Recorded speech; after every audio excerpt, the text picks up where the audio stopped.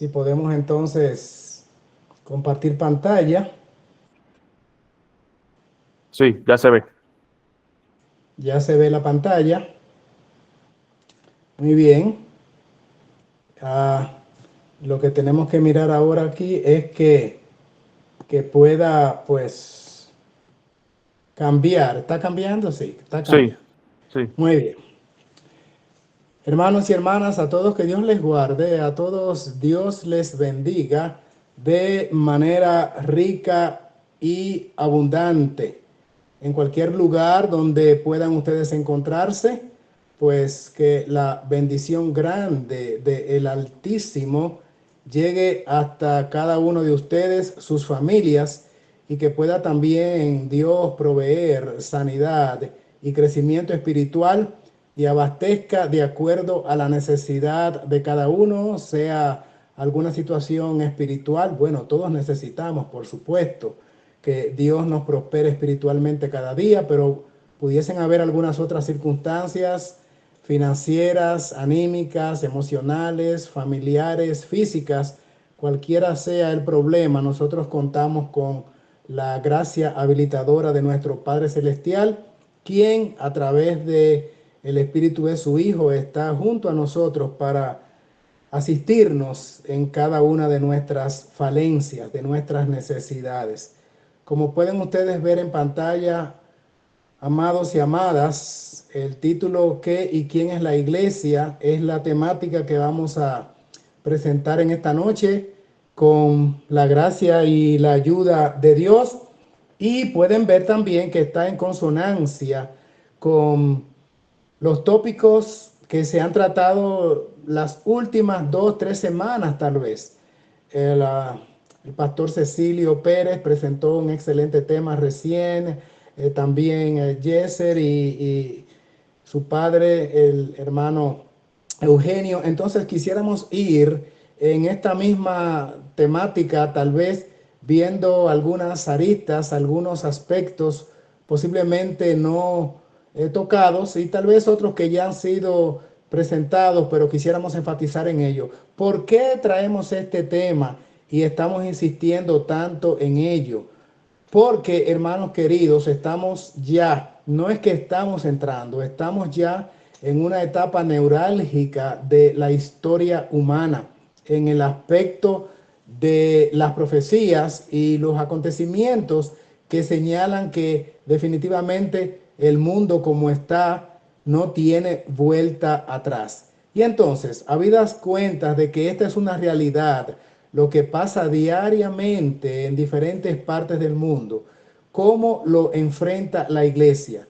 ¿Haremos un frente unido o sencillamente nos vamos a disgregar de manera ajena, individual y sin contar con la instrucción de Dios en el sentido de que Él tendría en la última etapa de la historia un cuerpo de hombres y mujeres a los cuales llama su pueblo, los cuales tendrán características especiales?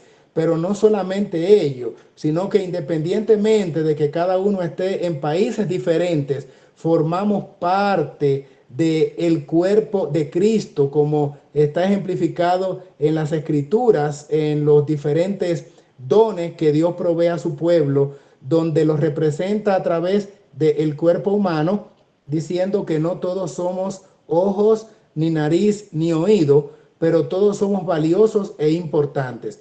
Y los órganos del cuerpo están estrechamente vinculados y funcionan en armonía para que realmente el cuerpo humano pueda funcionar y decir entonces que tenemos salud. Lo propio ocurre con la iglesia. Si no entendemos nuestra misión y que nosotros todos formamos parte de ese cuerpo y debemos por lo tanto integrarnos para el cumplimiento de la misión asignada, definitivamente el cuerpo tampoco va a tener salud y se va a dificultar, sino a obstaculizar lo que sería entonces el cumplimiento de la misión. Así es que entremos a considerar en detalles este título en la faceta que quisiéramos verlo en esta presentación. ¿Qué y quién es la iglesia? Ahí en pantalla se puede apreciar el origen del término, del vocablo iglesia. Viene del griego eclesía y a su vez la palabra eclesía, que nos llega a nosotros en español como iglesia, es una palabra compuesta. Eclesía es una palabra griega compuesta de dos términos.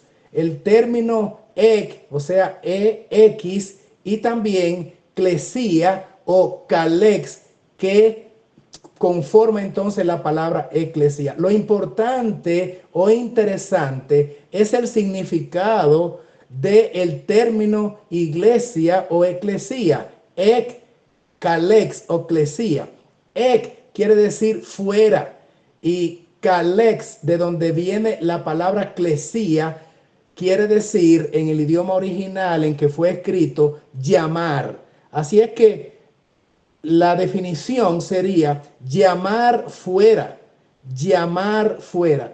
Y me es muy sintomático la expresión llamar fuera, porque la iglesia precisamente está llamada a salir fuera y a llamar fuera. ¿Fuera de dónde? Bueno, pues fuera del mundo, fuera de Egipto, fuera de Babilonia, fuera de los conceptos filosóficos y humanos, las filosofías humanas que conforman actualmente los dogmas y las tradiciones de este planeta Tierra. Así es que eclesía es un llamado a salir fuera de lo que es incorrecto. Es un término griego, reiteramos, y no solamente al principio se usó a los fines de establecer sistemas religiosos, sino que se usaba para cualquier asamblea, reunión o congregación.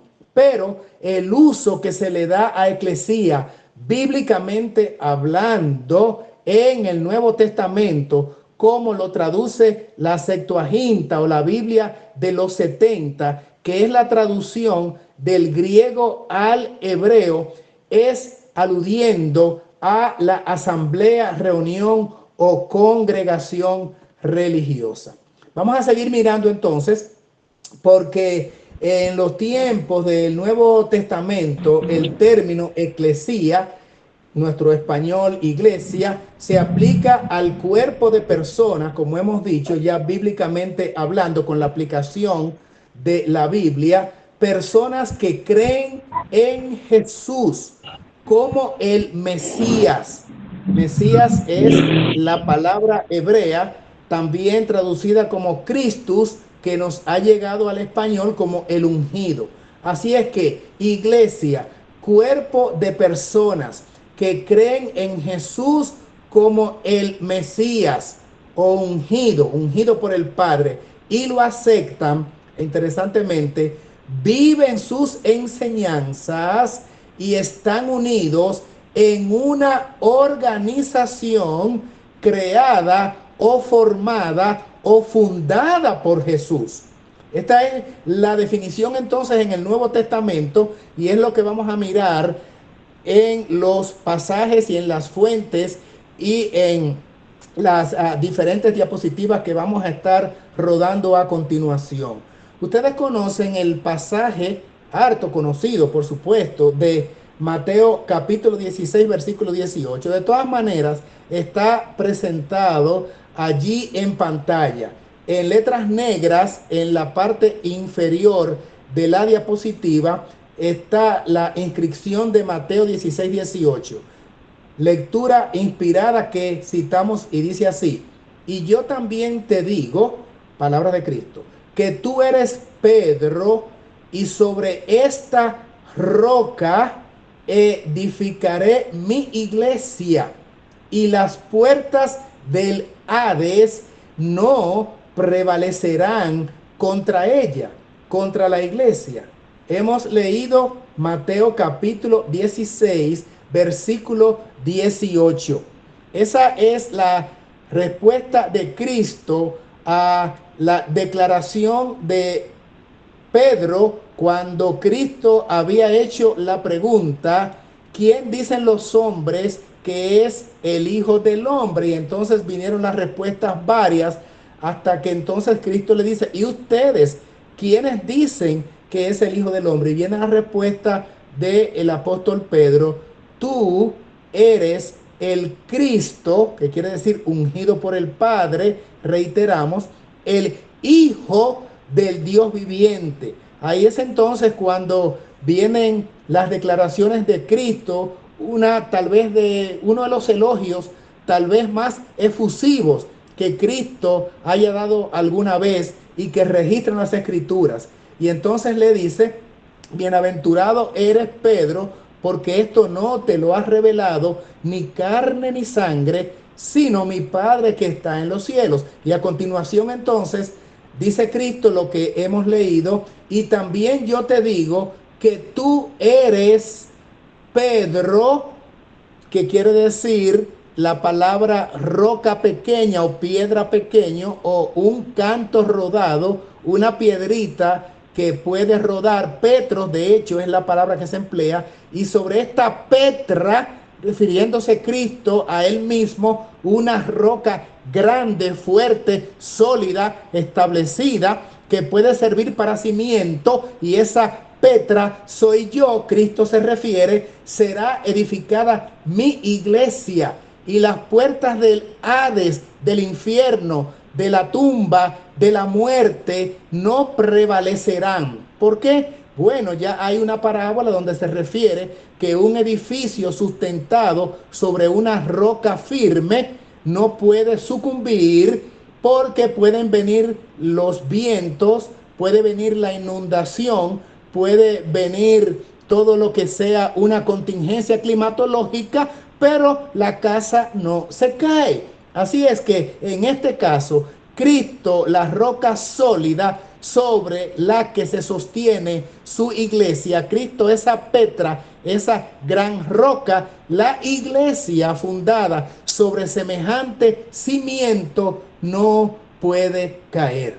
Interesante también que hay otros pasajes bíblicos donde se establece de igual manera la inscripción bíblica que refleja que la iglesia está sostenida bajo la autoridad de Cristo, quien es la roca. Se cita también en este estudio a el Evangelio de Mateo, capítulo 28, versículos 18 al 20.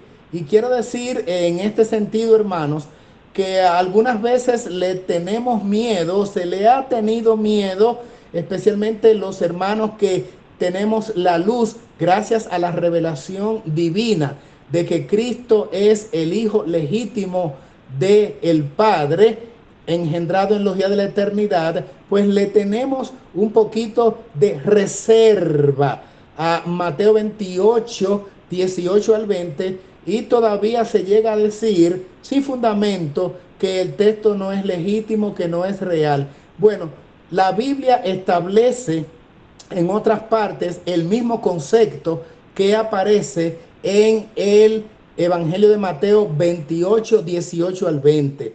Texto bíblico que es real, que es legítimo, que es genuino, porque no está en contradicción en lo absoluto con otras porciones bíblicas. Además, aparece en los originales palabras de Cristo, y la sierva de Dios, Ellen White, también lo establece como un texto válido. Lo que ocurre es que se ha tomado esta porción bíblica para suponer que está estableciendo el dogma de la Trinidad, lo cual en lo absoluto es así.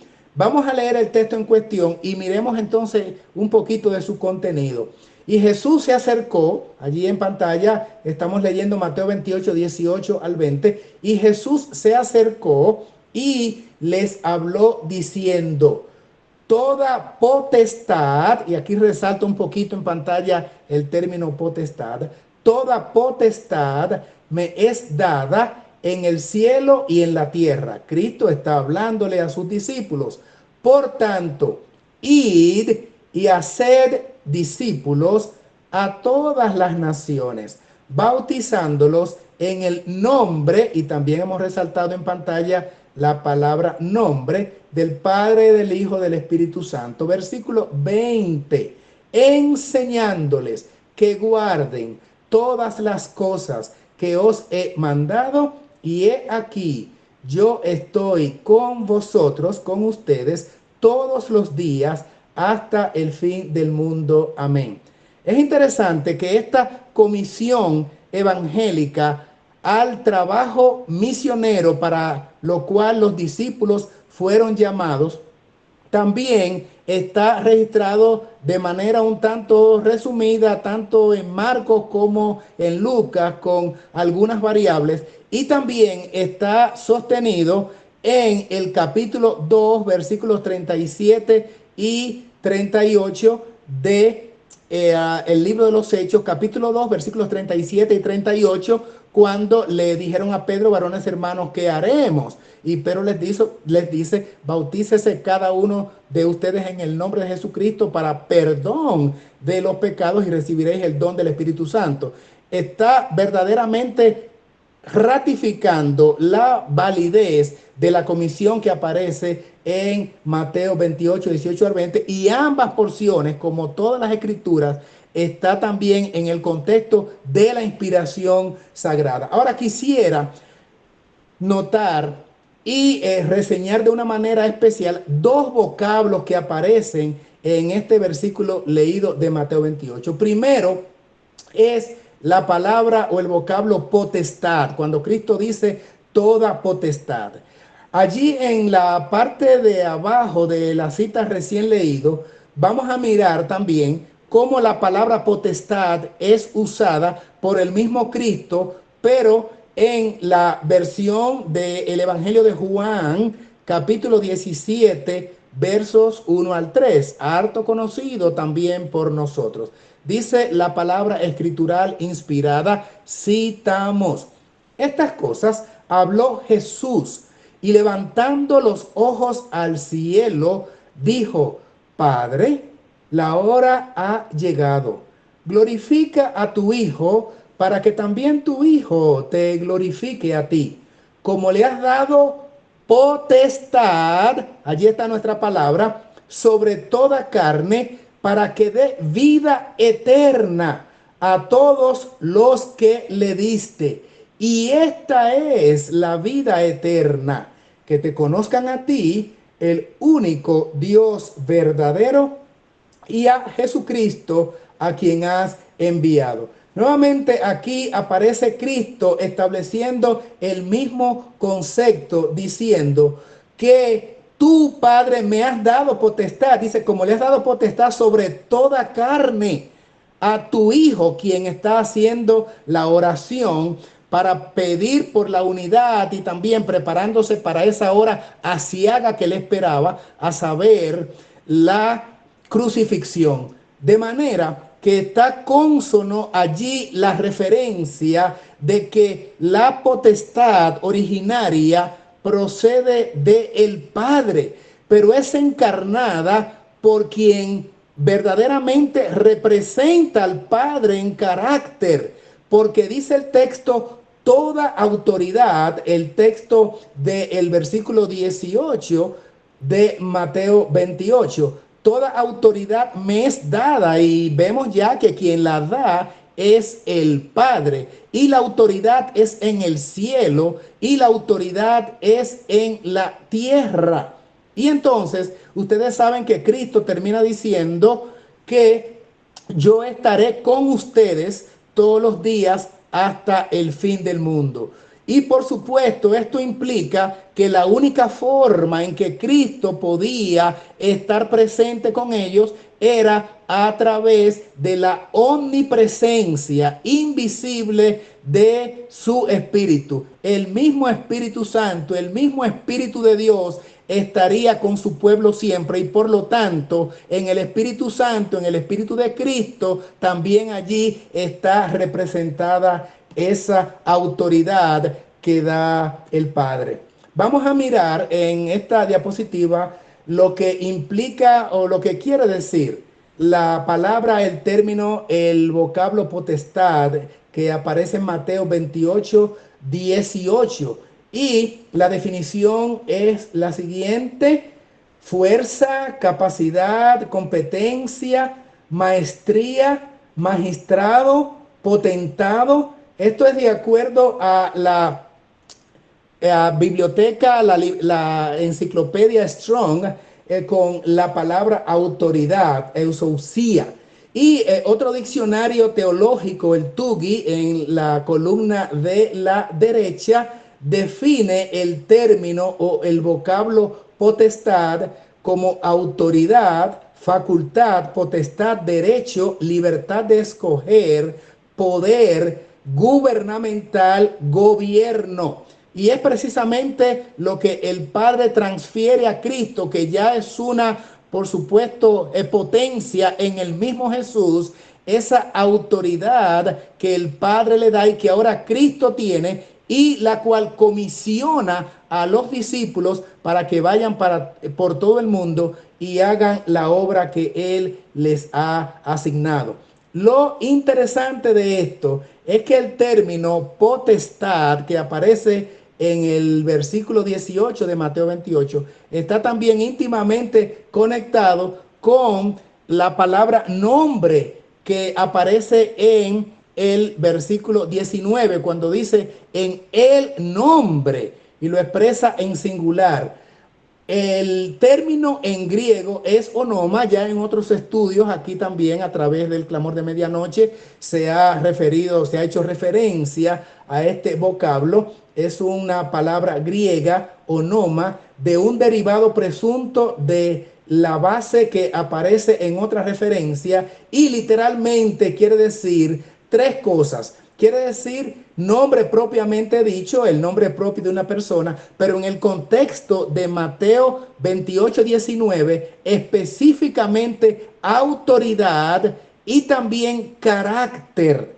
Así es que cuando leemos en nuestros idiomas modernos que id y hacer discípulos a todas las naciones, bautizándolos en el nombre, Cristo está diciendo en la autoridad que tiene el Padre y que ha delegado en Cristo, la cual continuará a través del tiempo por medio del Espíritu Santo. Así es que es interesante que esta comisión legítima, válida, establecida en las Escrituras, representa el vínculo de unidad entre el Padre y el Hijo, y además de ello, la promesa de permanecer con su iglesia a través del tiempo por medio de su Espíritu, porque Él es la roca, como hemos visto antes, en la cual estaría basamentada, fundada, cimentada la iglesia de Cristo a través del tiempo. ¿Cómo debería ser entonces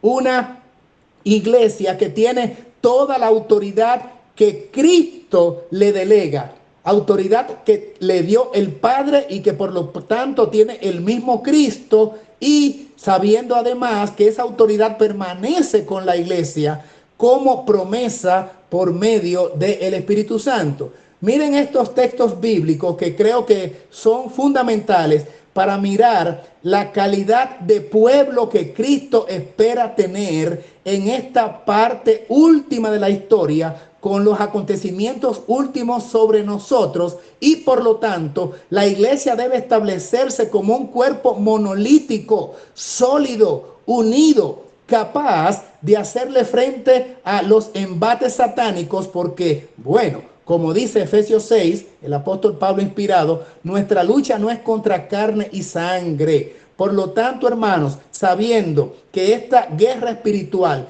es contra potentados, contra principados, contra sistemas de mal que están en los aires. En otras palabras, vamos a decirlo de manera llana, contra los demonios, la iglesia necesariamente debe tener un fundamento sólido con una autoridad espiritual legítima. Miren este versículo de Efesios capítulo 2, versículo número 20. Efesios 2:20. Esto es lo que dice la palabra escritural inspirada. Citamos, hablando de la iglesia: edificados sobre el fundamento de los apóstoles y profetas, siendo la principal piedra del ángulo Jesucristo mismo. Algunos creyentes religiosos suponen que en lo que está basada la iglesia cristiana es en Pedro, debido a la mala interpretación del texto que leímos al principio de tú eres Pedro y sobre esta roca, interpretando que Cristo se estaba refiriendo a la autoridad que residía en Pedro, y el catolicismo dice inclusive que Pedro fue el primer pontífice. Falso de toda falsedad, craso error, error garrafal. La iglesia de Cristo está fundamentada, y allí lo dice el texto, en la escritura del Antiguo y el Nuevo Testamento, graficada a través de los vocablos que establece allí, apóstoles y profetas. Se refiere a los profetas en el entendido de que la ley y los profetas, como dice en otras partes, inclusive Lucas dice, la ley, los profetas y los salmos es la fuente de sabiduría o de revelación escritural en el Antiguo Testamento, y aquí lo reduce a profetas y apóstoles, o apóstoles y profetas. Los profetas que actuaron desde el principio, comenzando con Moisés y siguiendo a través de los escritores inspirados, y siguiendo también por los profetas de mayores, que se llaman Isaías, Jeremías, Ezequiel, Daniel, y los profetas menores. Bueno, las escrituras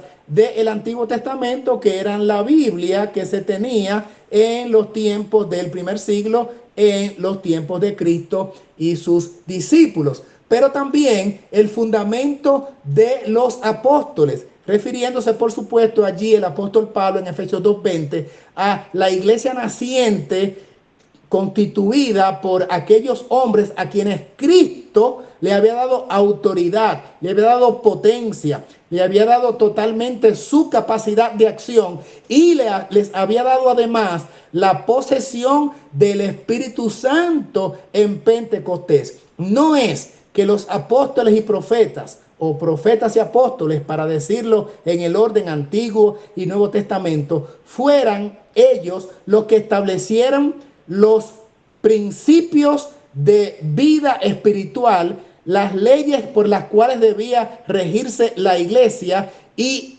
ellos tampoco fueron los ideólogos del evangelio, porque el texto termina diciendo, siendo la principal piedra del ángulo, ¿quién?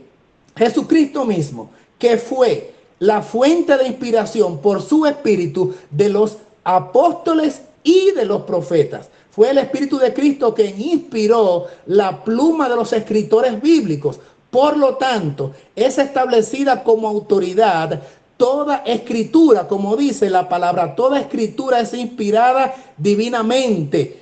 Y el Señor también establece que fue el Espíritu de Cristo quien dirigió a estos profetas, como lo dice el apóstol Pedro en su primera carta.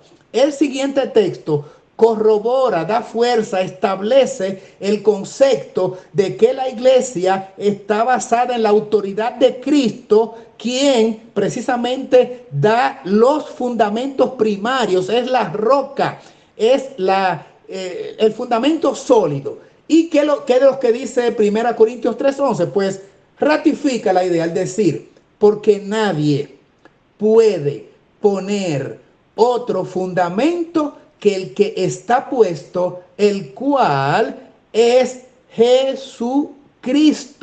1 Corintios 3:11. Por esa razón, cuando el movimiento adventista surge a mediados del siglo XIX, y los creyentes, los líderes, los primeros miembros del adventismo, que se les llama pioneros, establecieron o quisieron hacer un informe de cuáles cosas ellos creían, pues como precisamente creían lo mismo que creyeron los apóstoles y los profetas, y entendían que Cristo era el fundamento de sus posiciones teológicas y de sus enseñanzas, ellos le llamaron a este compendio de verdades que vivían ya y que estaban entendiendo como válidas, y que enseñaron pues a los que estaban llegando nuevos a la iglesia. Les llamaron principios fundamentales, porque es un término, un vocablo que aparece establecido en la Biblia. Por ejemplo, en este versículo que dice que nadie puede poner otro fundamento. Y el fundamento, como dice el texto, lo pone el mismo Cristo Jesús. En Jeremías capítulo 6, versículo 16, hay algo que nosotros debemos tomar en consideración en el sentido de que lo establecido por Dios, por los profetas, por los apóstoles, es revelación divina y por lo tanto no puede ser tocado por mano humana o por interpretación antojadiza de sectores religiosos, así sean líderes eclesiásticos. Es lo que ha hecho la cristiandad a través de los siglos, que ha manejado términos, vocablos supuestamente para corregir la Biblia, y ha provocado, sin embargo, que lo establecido como norma de fe, perdonen hermanos, lo establecido como norma de fe, entonces haya que dudar sobre ello porque los hombres han trastocado la revelación divina. ¿Qué es lo que dice? Jeremías capítulo 6, verso 16. Así dijo Jehová: paraos en los caminos y mirad y preguntad por las sendas antiguas cuál sea el buen camino, y andad por él y hallaréis descanso para vuestras almas. Mas dijeron: no andaremos. Qué triste, qué lamentable que el profeta aquí establece que hay una recomendación directa de que se busquen aquellos patrones abandonados. Y el término que se usa es sendas antiguas. Pero pareciera que la vida contemporánea y el modernismo y el humanismo ha querido sustituir los principios fundamentales establecidos por nueva teología, por conceptos de hombre, por aplicación contemporánea de vocablos, y le ha quitado la escritura, le ha puesto a la escritura, ha transformado, ha querido reformar las escrituras, y esto no es otra cosa que obra del hombre de pecado, pero dirigido por el dragón, porque aquí se nos está recomendando, diciendo y mandando que volvamos a las sendas antiguas. Yo no sé si a ustedes les ha pasado la experiencia que ha tenido su servidor en cuanto a posiciones bíblicas establecidas. Por ejemplo, el tema de la verdadera deidad, donde se establece que Cristo es el Hijo legítimo del Padre, de Dios. Y entonces algunos dicen, para tal vez desprestigiar esa doctrina hermosa que también es céntrica dentro del plan salvífico redentivo, o sea, el plan de la redención, algunos han dicho no, los que están en esa posición o en esa postura están trayendo cosas nuevas, están trayendo nueva luz, y advierten, cuidadito con acercarse a esas personas porque están trayendo cosas nuevas, cosas raras. Y yo pregunto, mirando el texto, ¿cosas nuevas? ¿O será volviendo justamente a las sendas antiguas? Hermanos, los que están trayendo cosas nuevas precisamente son los que han alterado los principios apostólicos que Cristo mismo fundamentó como la piedra principal y siendo justamente el fundamento primario. Y miren entonces cómo esto que leemos en Jeremías está corroborado por Isaías 58:12, y es precisamente un texto que está conectado, vinculado con el accionar de los pioneros que vinieron a mediados del siglo XIX, cuando ellos comenzaron a restaurar aquello que estaba torcido, a enderezar aquello que estaba doblado, a fundamentar los principios que habían quedado olvidados durante la Edad Media y que los reformadores no pudieron justamente abordar, porque los reformadores, por supuesto, corrieron un gran tramo, hicieron una buena obra en cuanto a algunos aspectos, por ejemplo, justificación por la fe y la comunicación directa del creyente con Dios, pero el mismo libro Conflicto de los Siglos escrito por la inspiración de Ellen White, el Espíritu Santo a través de Ellen White, dice, ellos no terminaron de reformar. Por lo tanto, la reforma no está completa y debemos continuar. Y fue justa y precisamente por la razón por la cual Dios entonces levanta en el momento histórico profético necesario, justo cuando nos estábamos acercando al inicio del juicio preadvenimiento, juicio investigador que predicó precisamente el movimiento millerita, aunque con la mala interpretación en cuanto a el evento que habría de ocurrir y llegaron a la certeza en cuanto a la fecha, pero Dios levantó el movimiento con un motivo, con una razón y cumplió su cometido. Nadie piensa que eso fue un fracaso. El mundo en esa época, en el siglo XIX, estaba en una debacle tan espantosa, tan profunda, tan óntica y alejada de Dios, que solamente un movimiento como el que el Señor permitió que emergiera pudo despertar conciencias y hacer que la gente volviera a la Biblia. Claro, con algunos desaciertos, con algunas falencias, con algunas fallas, pero eventualmente eso fue corregido, mientras la humanidad, una buena parte de ellos, especialmente en América y en regiones de África, pudo poner su vista otra vez en Dios, y entonces eso provocó que hubiese un despertar religioso que gracias a la intervención divina ha llegado hasta nuestros días. ¿Y cuál es el cumplimiento profético entonces de Isaías 58:12? Vamos a leerlo y vamos a conectarlo. Dice el texto, y los tuyos edificarán las ruinas antiguas. Interesante, el texto de Jeremías hablaba de sendas antiguas. Aquí habla precisamente de ruinas antiguas. Los cimientos de generación y generación levantarás y serás llamado reparador de portillos, restaurador de calzadas para habitar.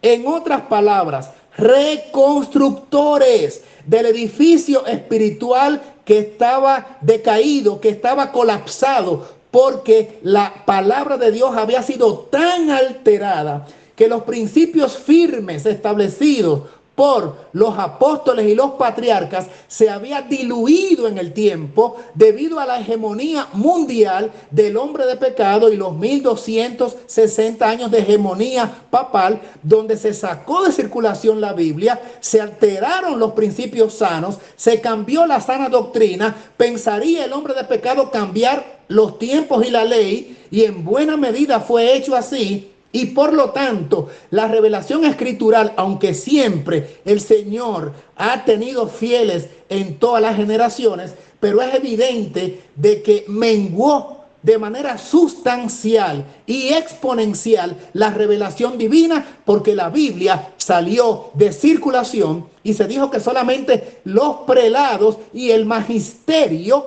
los llamados padres de la iglesia, los escolásticos, tenían derecho o acceso a la Biblia y inclusive derecho a interpretársela al pueblo a la manera de ellos, por supuesto.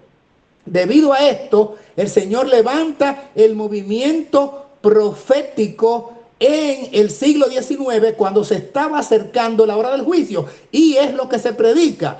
Ha llegado la hora del juicio, en alta voz temed a Dios, dadle gloria, porque ha llegado la hora de su juicio, y adorad a aquel. La adoración correcta otra vez es traída y es presentada al pueblo. Adorad a aquel que hizo cielo, tierra, mar y la fuente de las aguas. Tomado la expresión, por supuesto, de Éxodo 28 al 11, el cuarto mandamiento sobre el sábado. Y se usan bastante parecidas las palabras o los términos, queriendo decir que solamente aquel ser creador es merecedor de adoración. Adorad al que hizo todo, al que hizo la creación. Y de acuerdo a la palabra de Dios, ¿quién hizo la creación? Por supuesto, el Padre. ¿A través de quién? De su Hijo. Entonces, ¿quiénes merecen adoración? De acuerdo a el primer mensaje proclamado en alta voz, quienes fueron co-creadores, el Padre y el Hijo. Y eso fue precisamente lo que comenzó a gestarse con la predicación de los mileritas. Por supuesto que también hablaron del segundo mensaje, donde hablaba de la caída de Babilonia, del sistema de error que había cundido con su vino fermentado tantas conciencias y sistemas religiosos, y eso debía volver otra vez a resurgir. Por eso, luego del versículo 12 de Isaías 58, ¿cuáles son los dos versículos que continúan? Isaías 58, 13 y 14. ¿Cuáles serían? Los que nosotros repetimos con frecuencia los viernes, el sexto día, a la hora de recibir el santo sábado. Si retrajeres, si apartares del sábado tu pie de hacer tu voluntad. Conocemos, ¿verdad?, los versículos 13 y 14. Esto está en el contexto de la reforma que debía hacer precisamente aquellos que debían reedificar las ruinas antiguas, que debían cimentar otra vez la plataforma, la base, la zapata del edificio espiritual que estaba por colapsar o que había sucumbido en gran medida. Y cómo debían ser llamados esos reformadores, esa población de creyentes de esa iglesia de Filadelfia, donde Dios abre una puerta que nadie puede cerrar y cerró una que nadie puede abrir. Serían llamados reparadores de portillos, estamos hablando en términos espirituales, y restaurador de calzadas para habitar. Y por lo tanto, una iglesia cimentada en Cristo, siendo la principal piedra de ángulo Jesucristo mismo, porque nadie puede poner otro fundamento, estaría, por supuesto, acorde con la sana doctrina. Por eso estamos poniendo allí, cuidando la pureza doctrinaria.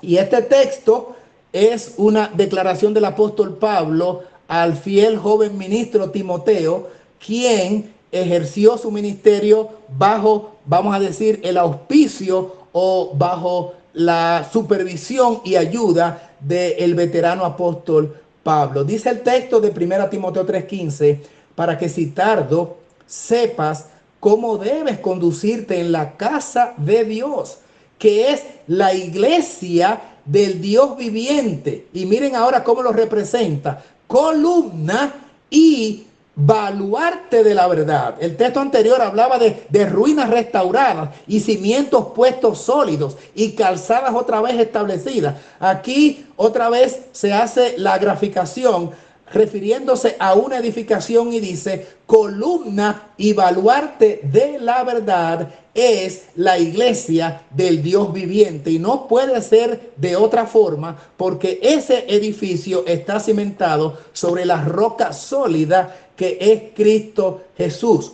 Dice aquí el siguiente pasaje bíblico, segunda a los Corintios, capítulo 11, versículos 3 y 4. Pero temo, el apóstol Pablo también hablando en esta ocasión, que como la serpiente con su astucia engañó a Eva, vuestros sentidos sean de alguna manera extraviados de la sincera fidelidad a Cristo. Porque si viene alguno predicando tres cosas va a mencionar: otro Cristo que os hemos predicado, o si recibís otro espíritu. Noten que lo he puesto en negrita enfatizándose. Ahí ya 2 veces se menciona el término, el vocablo otro.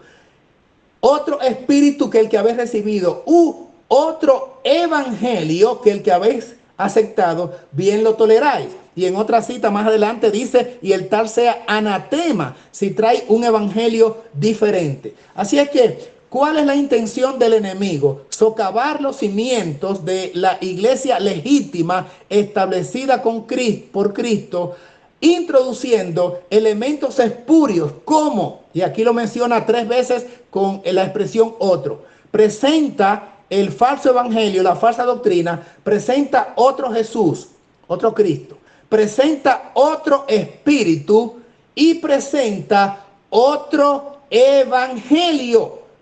3 veces otro, y cada una de esas sustitución es lo espurio, es lo falsificado, es lo fake, es lo que no es legítimo. Otro Jesús que no es el Jesús Cristo, Hijo de Dios. Otro espíritu que no es la representación de Cristo a través del tiempo de manera omnipresente. No es la naturaleza espiritual de Cristo. Otro espíritu, otro evangelio alterado, adulterado, camuflado, viciado, totalmente con elementos, gérmenes y principios no auténticos, no de cuño antiguo, no relacionado con los patriarcas y profetas, y mucho menos no basamentado en la roca que es Cristo Jesús. Por lo tanto, la verdadera iglesia de Dios, el verdadero pueblo de Dios, debe cuidar la pureza doctrinaria para que esté de acuerdo con un así dijo Jehová, para que esté de acuerdo con un escrito está, para que esté de acuerdo con un toda palabra que sale de la boca de Dios. Así las cosas, entonces estaríamos bien cimentados y la iglesia realmente sería entonces columna y baluarte de la verdad. Esta cita, que nosotros creo que la conocemos, una gran mayoría, posiblemente hasta la ha usado, de Alza tus ojos, cita de Ellen White, dice: Dios posee una iglesia, no es una gran catedral, ni la iglesia oficial establecida, ni las diversas denominaciones, sino el pueblo que ama a Dios y guarda sus mandamientos. Porque donde estén dos o tres congregados en mi nombre, allí estoy yo en medio de ellos. Se cita Mateo 18:20. Aunque Cristo esté aún entre unos pocos humildes, esta es su iglesia, pues solo la presencia del alto y sublime que habita la eternidad puede constituir una iglesia. De lo contrario, hermanos queridos, si la presencia de Cristo con su enseñanza limpia, pura y establecida no está allí, podrá llamarse de nombre congregación religiosa o iglesia o como quiera que sea. Pero si Cristo no está allí, entonces no puede esa congregación llamarse iglesia en el sentido estricto y bíblico de la palabra. Y la siguiente cita: la iglesia es la fortaleza de Dios, su ciudad de refugio, que Él sostiene en un mundo en rebelión. Cualquier traición a la iglesia es traición hecha a aquel que ha comprado a la humanidad con la sangre de su Hijo unigénito. Desde el principio, las almas fieles han constituido la iglesia en la tierra. En todo tiempo, el Señor ha tenido sus atalayas que han dado un testimonio fiel a la generación en la cual vivieron. Estos centinelas daban el mensaje de amonestación, y cuando eran llamados a deponer su armadura, otros continuaban la labor. Libro Hechos de los Apóstoles, página 13. Pero los que sustituían a estos portestandartes fieles cuando caían, ya producto de la edad o de que pasaron al descanso, los sustitutos también, hermanos queridos, deben empuñar la antorcha con los mismos principios de verdad y sin alteración. Miren, aquí he hecho una breve investigación, un rastreo con algunos términos en la concordancia bíblica, y este es el resultado y quiero compartirlo con ustedes. Empleo del término sinagoga, que es el lugar, edificio donde se reunían los judíos, o se reúnen todavía, en la Biblia 43 veces, todas en el Nuevo Testamento. O sea, aparece la palabra sinagoga 43 veces en el Nuevo Testamento. No aparece en el Antiguo Testamento. Sinagogas en plural 25 veces, y una de ellas es en el Antiguo Testamento, la cita específica, Salmo 74:8. La palabra templos, 257 menciones, y en plural templos 8 veces, 2 de ellas en el Nuevo Testamento, específicamente en el libro de Hechos. Ahora, la palabra iglesia singular, sin S, se menciona 72 veces, todas ellas en el Nuevo Testamento. O sea que la palabra iglesia no aparece en el Antiguo Testamento. En el Antiguo Testamento aparece la palabra templo o templos, pero iglesia es un vocablo exclusivo que se acuña ya en la dispensación de la era cristiana. Y como dice aquí la cita, la fuente, 72 menciones en el Nuevo Testamento. Iglesias en plural, 36 menciones, todas también solo en el Nuevo Testamento.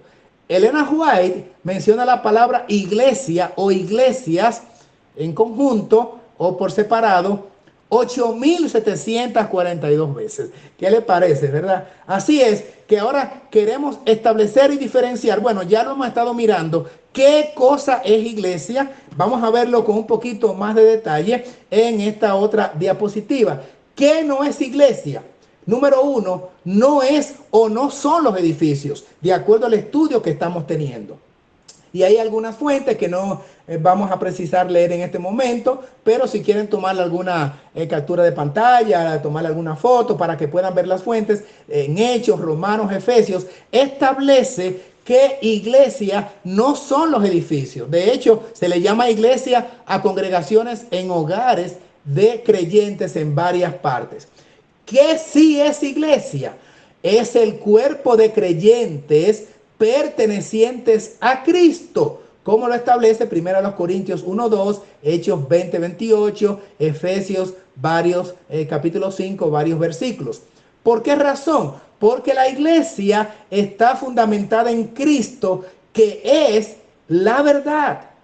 Él es la verdad y por lo tanto los pilares de la iglesia también serán verdad.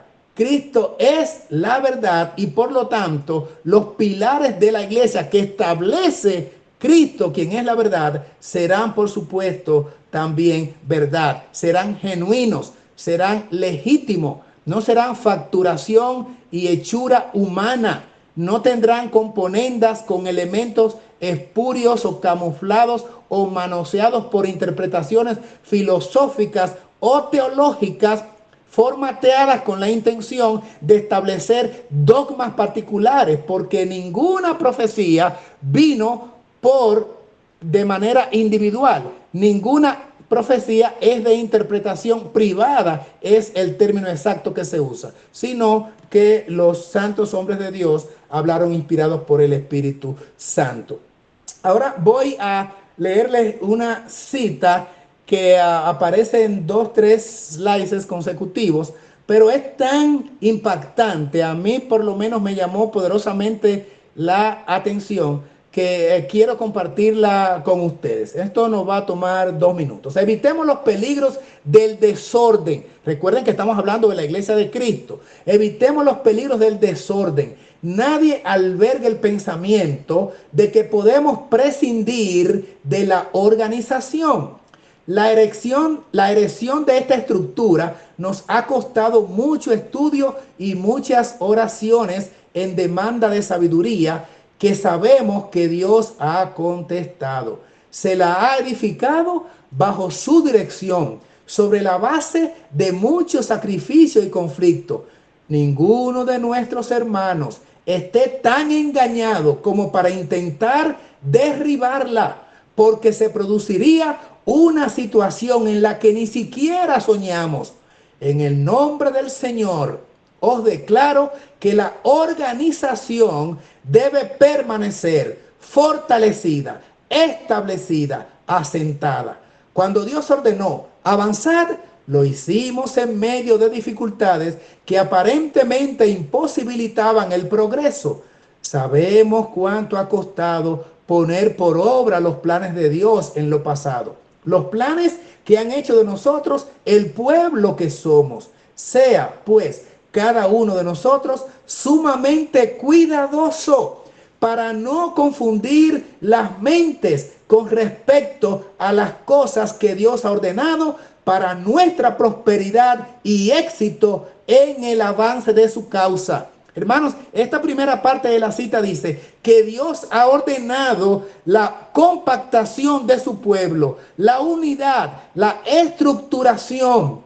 y la organización para que pueda haber prosperidad y éxito en el avance de su causa. Cuando usted estudia, y aquí se ha hecho en esta plataforma en reuniones anteriores, cuando se ha estudiado el asunto de los dones, la distribución de los dones, que son los talentos santificados para guiar a la iglesia, no para someterla, sino precisamente para trabajar consona, mancomunadamente, de la mano de la iglesia, dirigentes y los miembros, porque después de todo el real y único pastor es Cristo Jesús. Estos dones, dice la palabra, son establecidos para la edificación del cuerpo de Cristo, que es su iglesia. Así es que está confirmado que estos dones distribuidos entre los miembros de su pueblo los da el Señor, y los da cuando estamos precisamente compactados y con la intención del cumplimiento de la misión. La cita continúa ahora acá en fondo verde diciendo: los ángeles trabajan en forma armoniosa, sigue diciendo. Un orden perfecto caracteriza todos sus movimientos.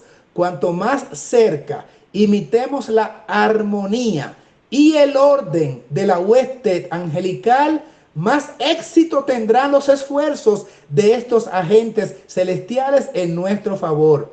Si no vemos ninguna necesidad de trabajar en forma armoniosa y somos desordenados, indisciplinados, desorganizados, miren los términos que emplea la sierva, en nuestra forma de obrar, los ángeles que están cabalmente organizados, ellos sí, y se mueven en perfecto orden, no pueden trabajar con éxito por nosotros.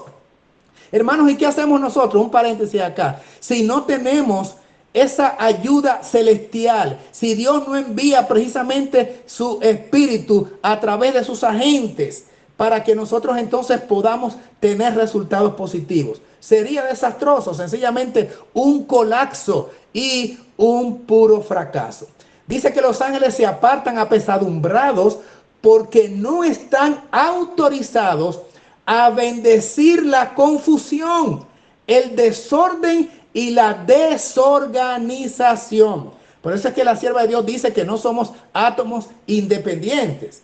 Y algunos interpretan entonces que esto quiere decir que tenemos que estar ahí encapsulados a lo que es el sistema institucional. Nada que ver. Estamos diciendo que la iglesia de Dios está fundamentada sobre principios sólidos, reales y verdaderos, no sobre una mezcla de error y verdad. Por lo tanto, tenemos que buscar la compactación y la unidad alrededor de la verdad. Todos, sigue diciendo la cita, los que deseen la cooperación de los mensajeros celestiales deben trabajar al unísono con ellos. Digo aquí: Señor, yo quiero trabajar con los santos ángeles. Entonces me manda a estar en unidad, en la verdad, con mis hermanos.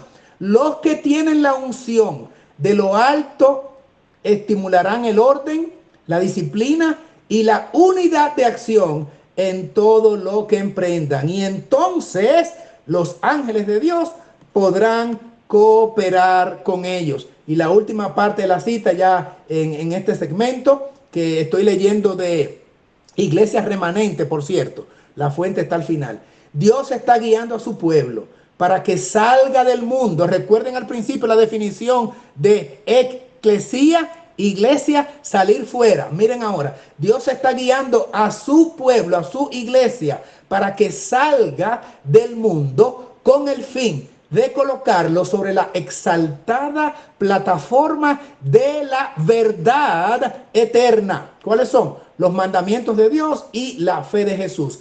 Quiere disciplinar y preparar a sus hijos. No estarán en desacuerdo, creyendo uno una cosa y teniendo otro una fe y opiniones totalmente opuestas. Dios no se honra de esta manera. Dios se desagrada al principio cuando existe justamente ese patrón que está revelado ahí en esta cita.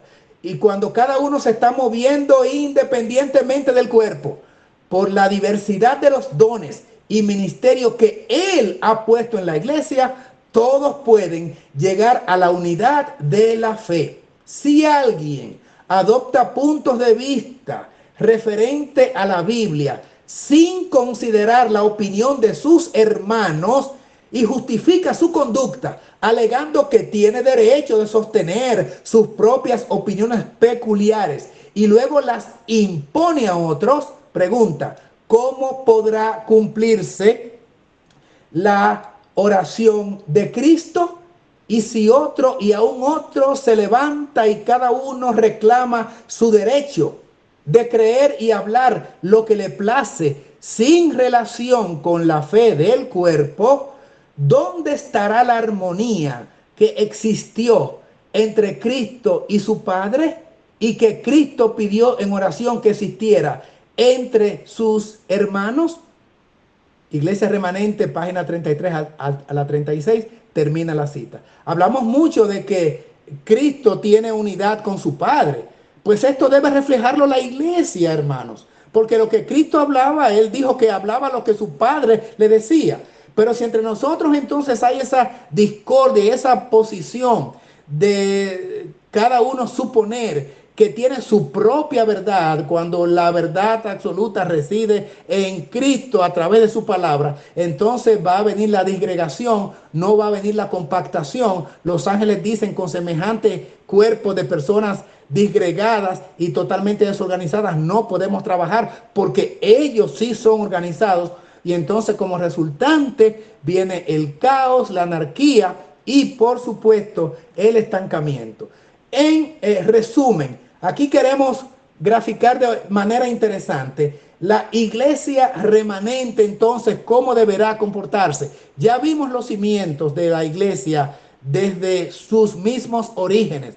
También hemos mirado sobre qué estaban basada o basamentada. También hemos visto qué cosa es iglesia y qué cosa no es iglesia y qué espera el Señor en esta etapa última y crucial, cuando estamos a punto de enfrentar la iglesia del diablo, porque el diablo sí tiene una iglesia con su espiritismo, ¿verdad? Y también tiene una ramera que sirve al dragón, y la ramera a través tiene hijas. Pero también nosotros corremos el peligro de que este movimiento puro, que surgió con la intención de fortalecer los principios fundamentales y de restaurar calzadas y de establecer los muros caídos, corremos el peligro que con un descuido, por negligencia, por apatía o por una postura meramente humana, Dios tampoco puede entonces trabajar con nosotros. La iglesia remanente, de la cual habla Apocalipsis 12:17, sobre la cual el dragón se airó y se fue a hacer guerra contra el resto de la simiente de ella, los que guardan los mandamientos de Dios y tienen el testimonio de Jesucristo. Esa iglesia que proclama el mensaje tripliangélico de Apocalipsis 14:6 al 12, y que termina diciendo, aquí está, ellos poseen el oikumene, debo decir, el upomone, es el término que habla de la paciencia. Aquí está el upomone, la paciencia, que quiere decir la perseverancia, la resistencia de los santos, los que guardan los mandamientos de Dios y la fe de Jesús. Aquí hay 4 pasos y 4 puntos que establecen justamente la solidez de la iglesia remanente. La iglesia remanente, número 1, conoce sus orígenes.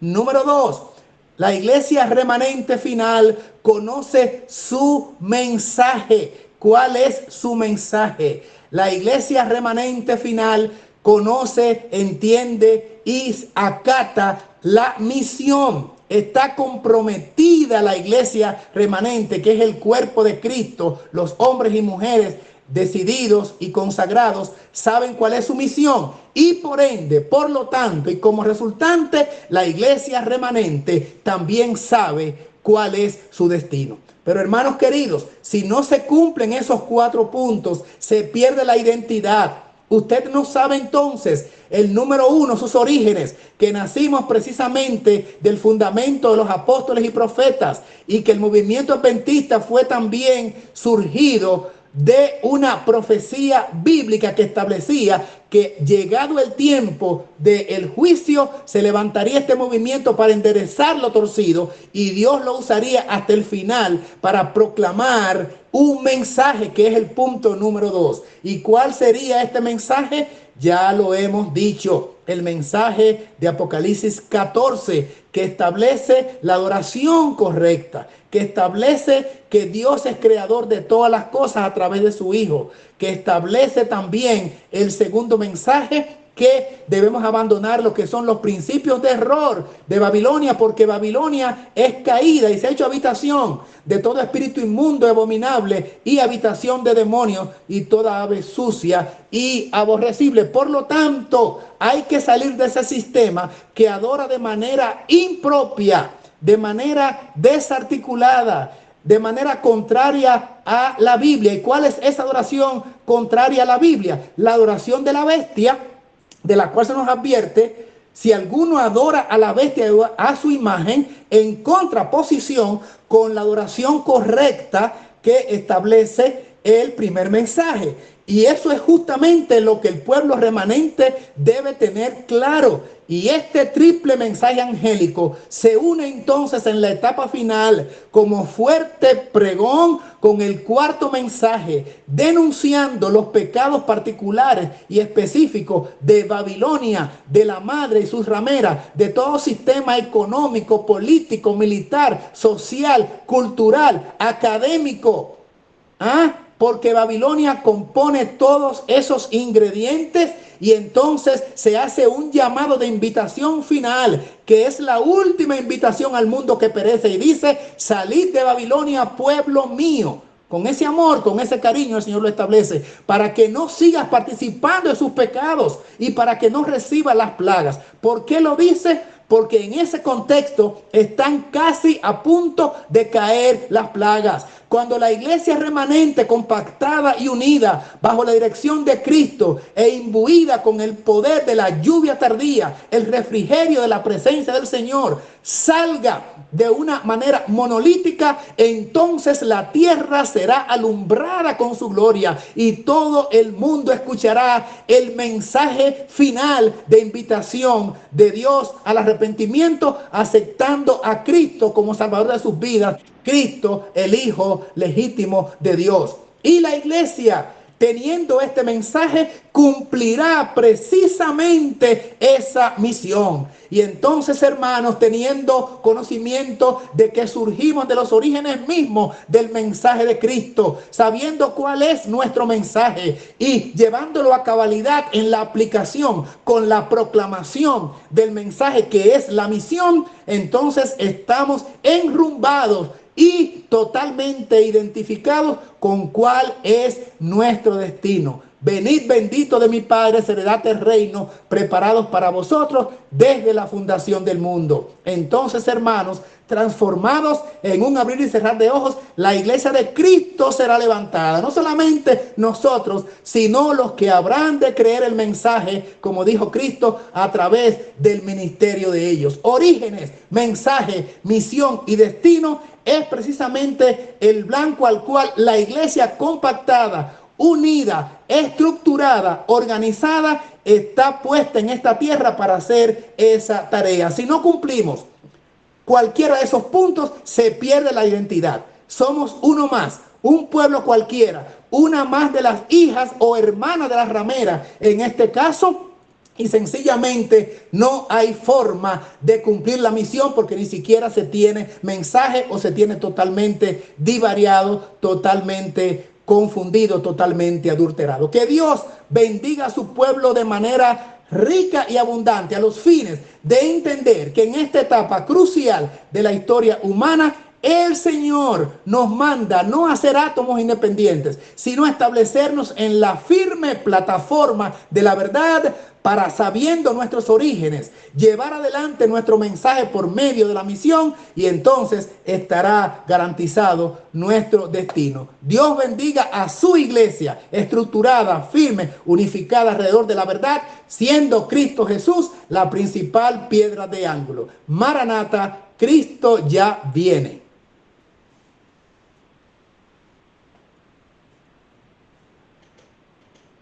Pues hasta aquí, hermanos, el estudio de hoy y la humilde presentación. Amén. Esperamos que Dios nos guarde y nos solidifique en la verdad Amén. establecida, porque Amén. no hay otra forma que no sea Amén, amén. Cristo. Amén. Si ustedes me Dios lo los bendiga. permiten. Tenga la oración final, tenga la oración final. Claro que sí, una palabra de bendición final. Oremos a nuestro Padre Celestial y así le decimos: nuestro Dios amante, gloria a su nombre. Gracias porque todavía podemos contar con la libertad de presentar su palabra. Y todavía nos queda un poco de libertad para establecernos como cuerpo compacto alrededor de la verdad y sustentados sobre la roca eterna que es Cristo Jesús. Que depongamos todo tipo de egoísmo, de orgullo, suficiencia propia, engreimiento, y que humildemente reconozcamos a Cristo como la cabeza de la iglesia y nosotros sencillamente tenemos el honor de ser colaboradores con Él. No permitas, Señor, que en esta etapa última de la historia humana, las profecías cumpliéndose, se disgregue, se divida, se desanime el pueblo y comience entonces el espíritu de desunión que no lleva a nada sino al fracaso. Al contrario, la Biblia establece que como en Pentecostés tenían la misma intención, una misma alma, una misma mente, y sobre ellos vino el Espíritu Santo allá en el aposento alto, lo propio ocurra esta vez con su pueblo final. Un pueblo que, de acuerdo también a su palabra en Apocalipsis capítulo 14, serán inocentes o vírgenes, porque serán puros doctrinariamente, en sus bocas no fue hallado engaño, pero salieron victoriosos y por lo tanto tenían el sello de Cristo en sus frentes a través de su espíritu y el nombre del Padre también escrito allí, y por lo tanto los 144,000 triunfarán porque está establecido en su palabra. La gran pregunta, si nosotros seremos parte de ese grupo de victoriosos. Padre Celestial, oramos que de acuerdo a su voluntad así sea. Perdone nuestros pecados y quite cualquier cosa que impida, que obstaculice que nosotros podamos estar en capacidad de recibir el refrigerio de la presencia del Señor, Cristo por su Espíritu, morando en cada uno de nosotros. Ahora, nos retiramos de la reunión, pero permita, oh Señor, que por su Espíritu siga moldeando nuestros pensamientos, nuestras acciones, nuestras palabras, a los fines de que le glorifiquemos en todo momento. Otórganos una buena noche, un buen descanso y un alegre despertar, porque oramos conforme a su divina voluntad, entrando en audiencia en el lugar santísimo por fe e introduciendo esta súplica con acción de gracias en el nombre poderoso de su amado Hijo, nuestro Señor y Salvador, Cristo Jesús el Señor. Amén. Amén. Gracias, pastor. Gracias, Gracias, hermano. pastor, por ese poderoso mensaje.